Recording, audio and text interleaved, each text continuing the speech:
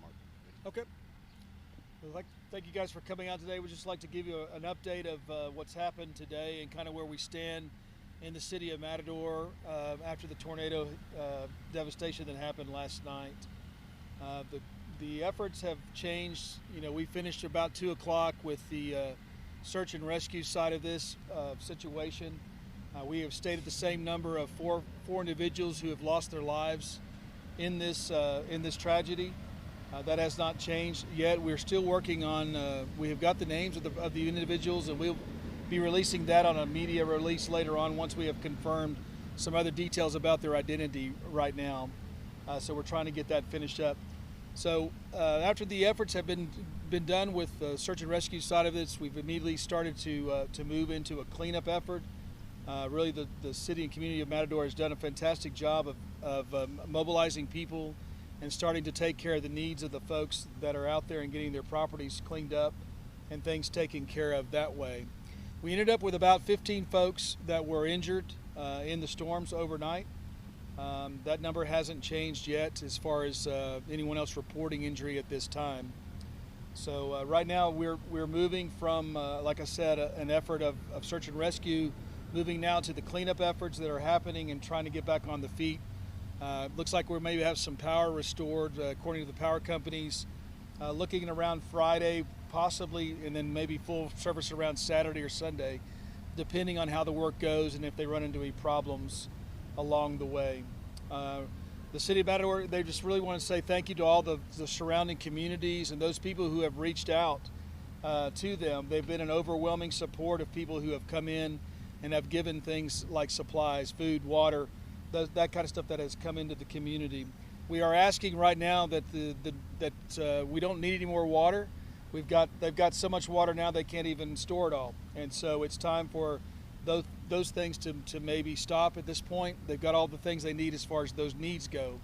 What they do need right now is there's been a fund set up at the Happy State Bank for Matador Relief Fund is what it's called. You can call the local branch to find that information if you'd like to donate some funds to that fund for them to then dole out to folks in the effort to clean up and to reestablish their lives here in Matador.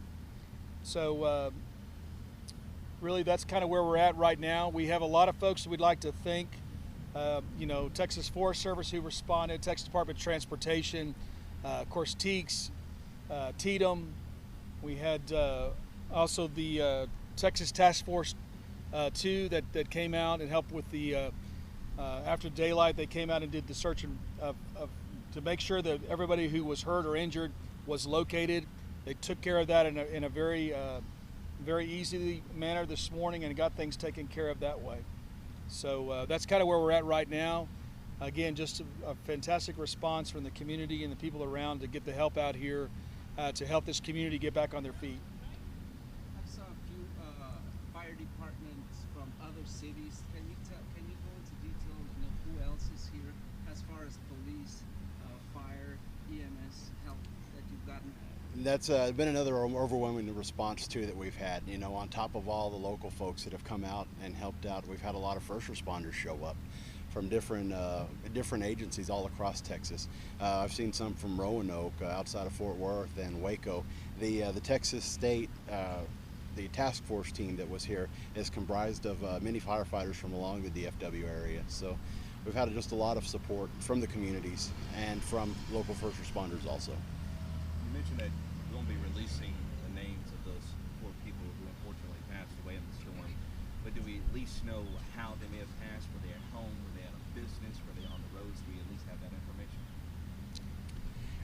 There was a couple that were, at a little residences they were staying at, and so and the other ones were still trying to confirm, what had happened in that situation with them. So along with their information, we had a couple of these folks that, because of the work that's going on around the Matador area, they live in some trailers and some RV trailers, and so we've had some of those that were, quickly swept away in that situation that happened with a tornado, and so that's the residents we're talking about and some of these deaths that we're talking about.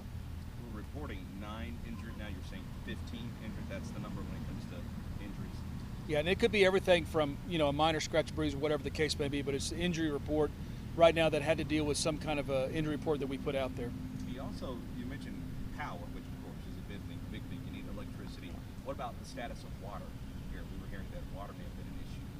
Have you heard about that? I haven't heard on the status of that. You know, of course, with power going out too, that could affect the pumps. So we're looking into that right now, and luckily we have plenty of water right now for folks to utilize to drink.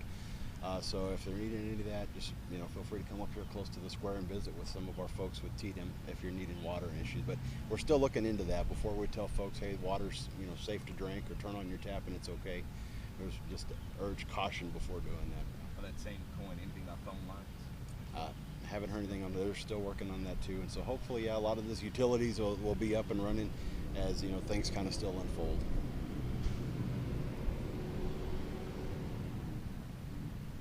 Anything else? I would like to just add that we are, just reiterate about the donations for cash. If you want to do something for the folks at Matador, change your donation styles to not really trying to bring something hard shell here. The cash donations is kind of what they need, or the monetary at the Happy State Bank is what we need. Also, I want to make sure that people, a lot of times in these kind of disasters, people want to start immediately bringing clothing and things like that to this area.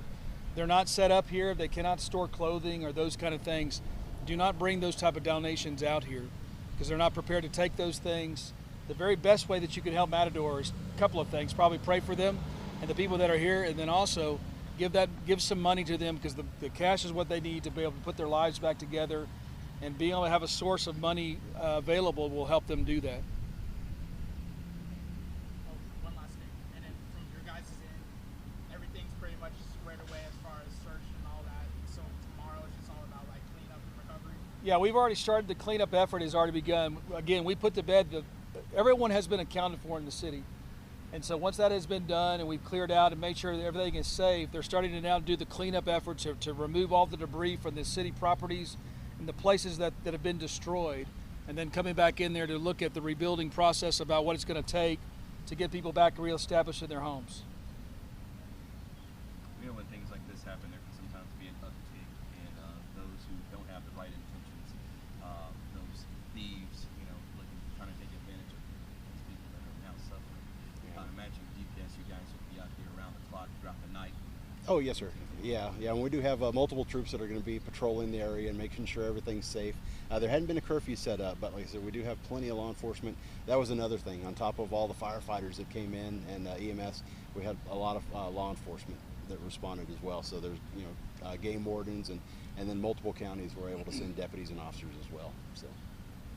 Now, I would like to just say here that it's really good to see your emergency management folks come together when these kind of disasters hit. It's one of the reasons why we train and do so much work with emergency management across the state of Texas. They have great individuals who work for TDM, which is Texas Emergency Management, part of our system, came in here, be able to put things together, get this operation going. And of course, when people just reach out, the communities came together, really giving a helping hand to one another.